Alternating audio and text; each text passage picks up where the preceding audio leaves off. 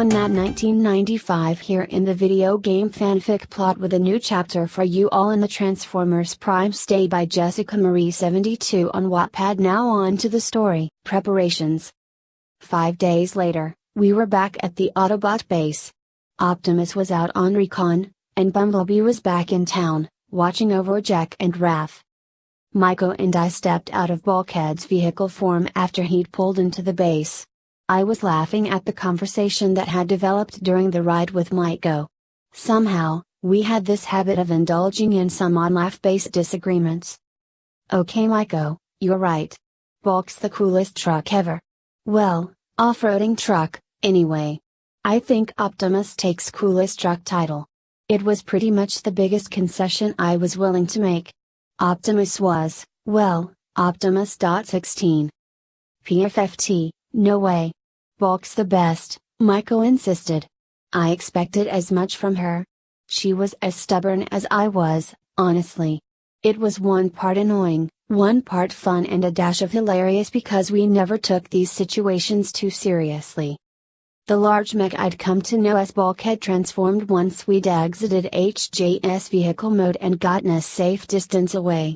Maiko, I think you're more than a little biased, but I can live with best off-roading truck. Optimus is our commander.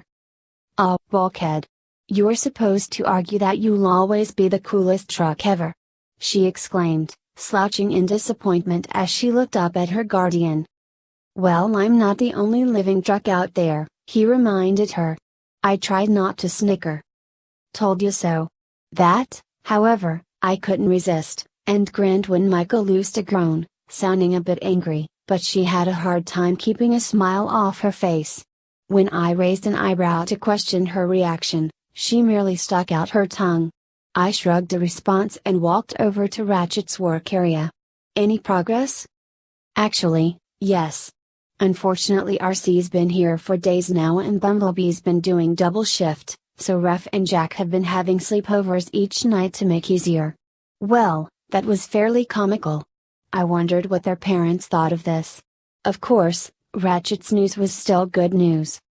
Sorry, RC, I told her softly, feeling a bit bad about her being confined to guinea pig duty.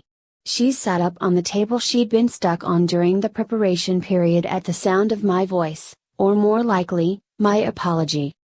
It's fine, she assured. Bumblebee can handle it, besides, it's good to have a break once in a while. That much I could believe. From what I'd gathered, being an Autobot was no easy task. So what's the progress? I asked, turning my attention back to Ratchet.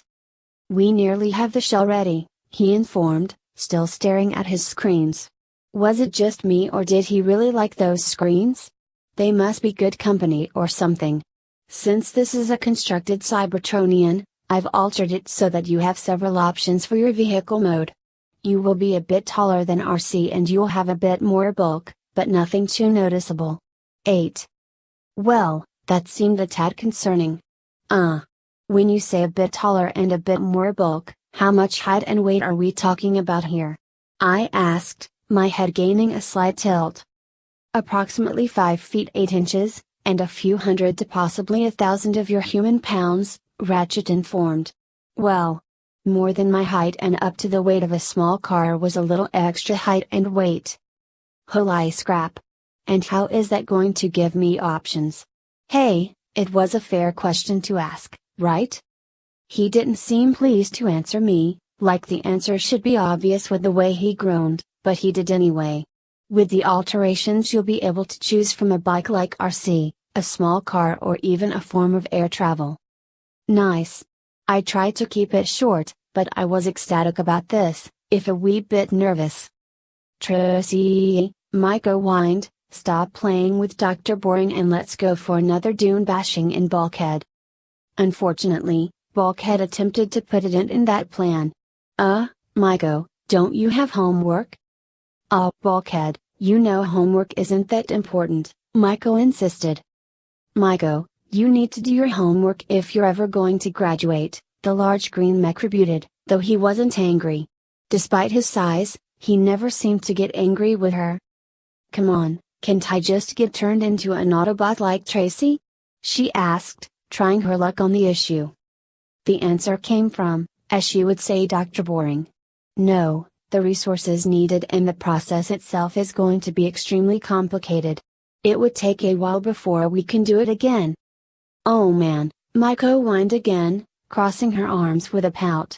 Again, she looked angrier than she was. I smiled and slapped a hand on her shoulder playfully. Don't worry, Maiko, we'll still have fun. Yeah, but you'll be your own transportation, Maiko said with a frown. I shrugged. Who says I can't be your transportation, too? She looked up at that, grinning. Oh, cool. We're totally gonna kick con butt. You, me and Bulkhead. We'll destroy every con that comes our way. I chuckled at her, she could always make me smile. Whatever you say, Maiko. Tracy, Ratchet interrupted, definitely ruining the moment. Before you go into battle you'll need to be trained and conditioned for it. It could be years before you even see a fight. Well, that sounded delightful. I whirled around to glare at him. What are you talking about? Jack, Raph and Maiko have all seen plenty of battles. 9. By accident, the medic insisted. They weren't supposed to be there at the time, but it was simply unavoidable for them to stay safe and for the Autobots to remain in vehicle mode. Saying I was a little bit frustrated at the situation would be an understatement. I was willing to give my all, and they were, well, kind of putting up a roadblock. This is ridiculous. I've trained in self-defense. I can fight. That's why I chose to become an Autobot. That's why I'm here and that's why you need me. What good will I be if the rest of you die and I'm still training? Then what, Doc? What will you do if the rest of them are slaughtered and I'm the only one left because you wouldn't let me on the battlefield? That's ridiculous. 8. Then so be it, but you cannot go out before you are ready. He was absolutely calm. How could he be so calm about this? Would you say that if it were Optimus who bit the dust? Okay, so, a bit of a low blow. I knew that. But I couldn't help myself. 5. Ratchet flinched slightly but wouldn't acknowledge what I'd said. I paused for a moment before speaking again. Optimus would know what I'm talking about. Optimus is not here, Ratchet replied curtly. 3. Then where is he? I demanded. Apparently, despite the plans to convert me, I still wasn't privy to this kind of knowledge. Recon, Ratchet said, a bit of a bite to his tone. Alone? I asked, raising an eyebrow. Wasn't that dangerous? It's low risk, he'll be fine, Ratchet insisted, utterly fine with this. Check in with him, I ordered, not caring that he could crush me with his thumb. 1. If there was something wrong, he'd contact me, the medic replied dismissively. Did he really think so little of me? And if he didn't have the chance? When was the last time he checked in? I asked, crossing my arms. He hasn't. Then check in. Now. This mech was endlessly irritating at the moment. I could faintly hear Maiko whispering to Bulkhead in the background. I didn't care what she was saying, though she wasn't great at lowering her voice when her natural vocal dial was set to 8 as a default. Whoa. She doesn't even yell at teachers, now she's giving Ratchet a lecture? Maiko murmured, as quietly as she could manage without using excessive effort. 11. Bulkhead whispered back to her. There's a first time for everything, I guess. Yeah. That was one way to put it. Optimus, how is the mission? Ratchet asked, activating the communication lines. There was no response. Unless you counted the static. Optimus? Come in, Optimus, Ratchet stated, waiting for something to come through. Still nothing. That static just got more unnerving by the second. Scrap, Ratchet murmured.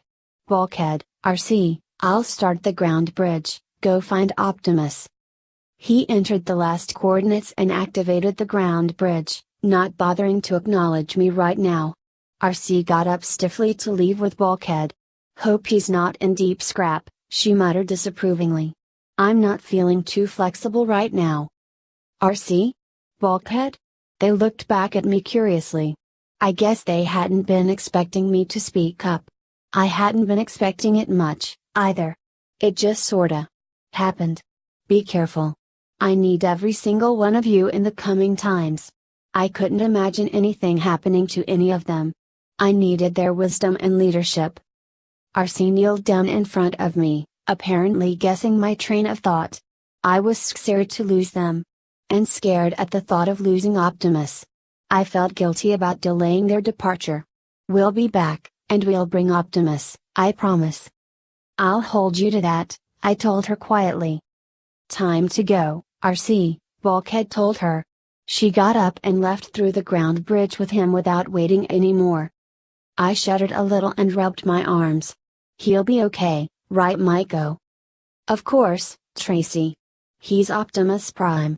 You earned that title. They don't give it to just any old loser. I knew her words were true, but it didn't help my discomfort with the situation. Ratchet, is there anything else we need to do now? What I really wanted was something to distract me from what was going on. Or, really, to distract my mind from imagining what was going on. To my surprise, he actually had something for me to do. Lie down on the table and I'll start some scans to make the transfer from human to Cybertronian easier. "K," I murmured, uneasy. I walked over and laid down, desperate to take my mind off the others. 4. I guess Maiko misinterpreted my being uneasy as mistrust in Ratchet rather than nervousness about Optimus, RC, and Bulkhead. Or maybe she was purposely ignoring it. Don't worry, Tracy, he might be Dr. Boring but he is the best. What colors would you like? Ratchet asked, completely ignoring our conversation. Huh? Not my most gracious response. For your paint job, he stated matter-of-factly, like it were perfectly obvious. I'd given it some thought but it took a second to recall. Emerald green for base and amethyst purple for detailing. 24. Expensive taste, Ratchet muttered. Always, I replied with a shrug and a weak smile. That was when a bit of static broke through the comm link, followed by RC's voice. Ratchet, get us a bridge. Well, that's the ending of that chapter. I do hope you enjoy this video. If you like to see more, remember to hit that like button, subscribe to this channel and leave a comment down below. Until next time.